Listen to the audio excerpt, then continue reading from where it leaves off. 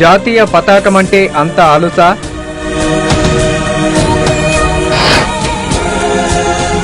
అంబేద్కర్ను అంత హీనంగా మాట్లాడడం వెనుక ఆంతర్యమేమిటి?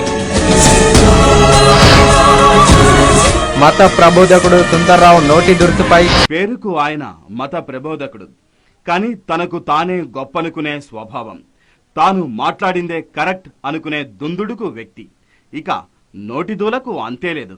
రాజ్యాంగం చెత్తంటాడు, అంబేద్కర్ పై దుమ్మెత్తి పోస్తాడు, జాతిపిత మహాత్ముణ్ణి కించపరుస్తాడు, జాతీయ పతాకాన్ని అవహేళన చేస్తాడు, కోర్టులను, తీర్పులను, న్యాయమూర్తులను చులకనగా మాట్లాడతాడు, ఎవరితోనైనా ఎలాంటి సవాళ్లకైనా సిద్ధమంటూ మీసం మెలేస్తాడు, తనతో వాదించే మేధాశక్తి ఎవరికీ లేదంటాడు, అసలు తనకు తానే సాటి అని చెప్పేసుకుంటాడు.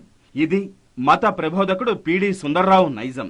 ఇక సుందర్రావు గురించి ఎంత చెప్పినా తక్కువే అవుతుంది. అదే ఆయన వాదన కూడా.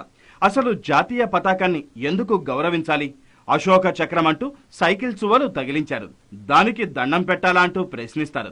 అంబేద్కర్ కు ఏమీ తెలీదు, అసలు ఆయనకు ఆలోచనే లేదు. రాజ్యాంగమంతా కాపీ కొట్టారు, బ్రిటిష్ చట్టాలను తర్జుమా చేశారు. ఇలాంటి చెత్త రాజ్యాంగం ఎవరైనా రాసేస్తారు, ఇదో గొప్ప పనేమీ కాదంటూ కొట్టి పారేస్తాడు. వీళ్ళకి తెలుసా ఆత్మీయతకు అర్థం? రంగులు, చక్రాన్ని, పుల్లల్ని పెట్టుకొని తల పైకెత్తి కాగితపు గుడ్డకు సల్యూట.